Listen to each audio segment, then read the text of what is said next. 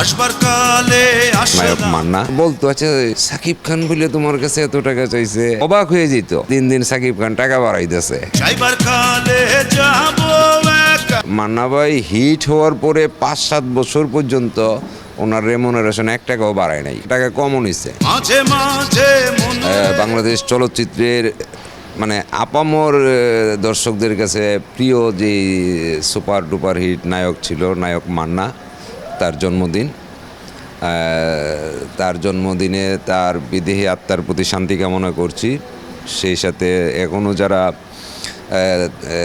তাকে মনে রেখেছেন, দর্শকরা মনে রেখেছেন, তাদের উদ্দেশ্যে বলি আজকে মান্না ভাইয়ের জন্মদিন, শুভ জন্মদিন মান্না ভাই।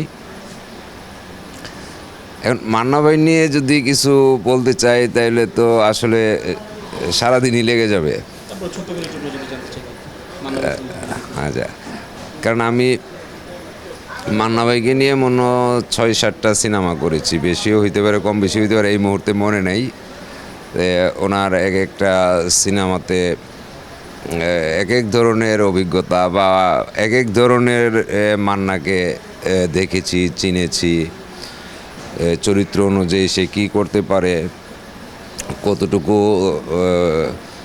ডেডিকেটেড ছিল, মানে যতই দিন গেছে, যতই ছবি করেছি, এগুলা বুঝতে পেরেছি।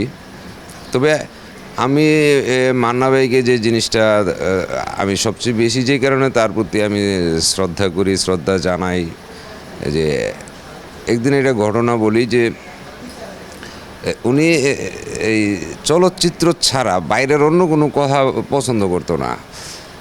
একদিন এফডিসিতে কী কারণে বিদ্যুৎ চলে গেছে, এফডিসিতে কিন্তু 2টা লাইন ছিল, একটা চলে গেলে আরেকটা থাকতো, কিন্তু তারপরও 2টা লাইন একদিন চলে গেলো। আমরা বসে গল্প করতেছি, যে হঠাৎ করে মান্না ভাই ওখানে এসে বসলো। এই মিয়া, সিনেমার মানুষ, সিনেমা ছাড়া অন্য কিসের গল্প, সিনেমার গল্প করো। মানে আমরা বসে বসে বন্ধু বান্ধব নিজেদের অতীত স্মৃতি নিয়ে কিশোরকালের গল্প বলতেছিলাম, উনি এসে বলে না সিনেমার গল্প বলো, এই সিনেমার কি, এই সিনেমার কি, এগুলো বলো। এই যে তার সিনেমার প্রতি যে তার অগাধ ভালোবাসাটা, এইটা ওই দিন মানে পরিপূর্ণভাবে বুঝতে পেরেছি। আমরা এমনিও জানতাম উনি যে ধরনের কথাই বলতো সিনেমা রিলেটেড হইতো।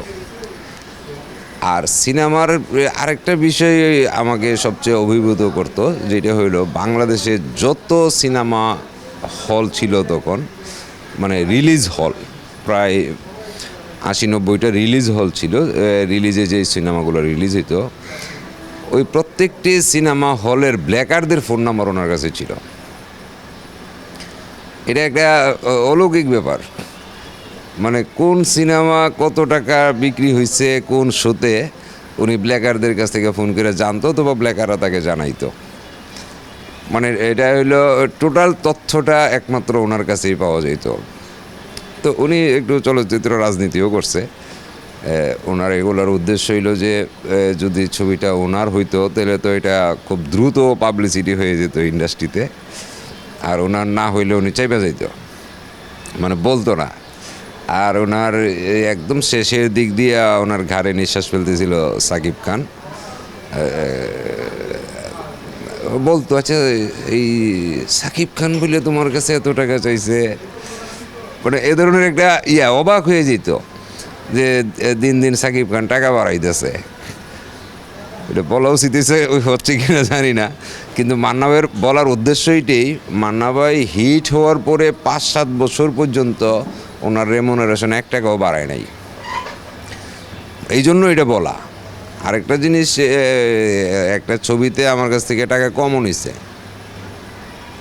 যে অশ্লীলতার যুগে তুমি আমার নিয়ে সিনেমা বানাই দিয়েছ, তুমি নাও 1 লাখ টাকা কম নেবো তোমার কাছ থেকে।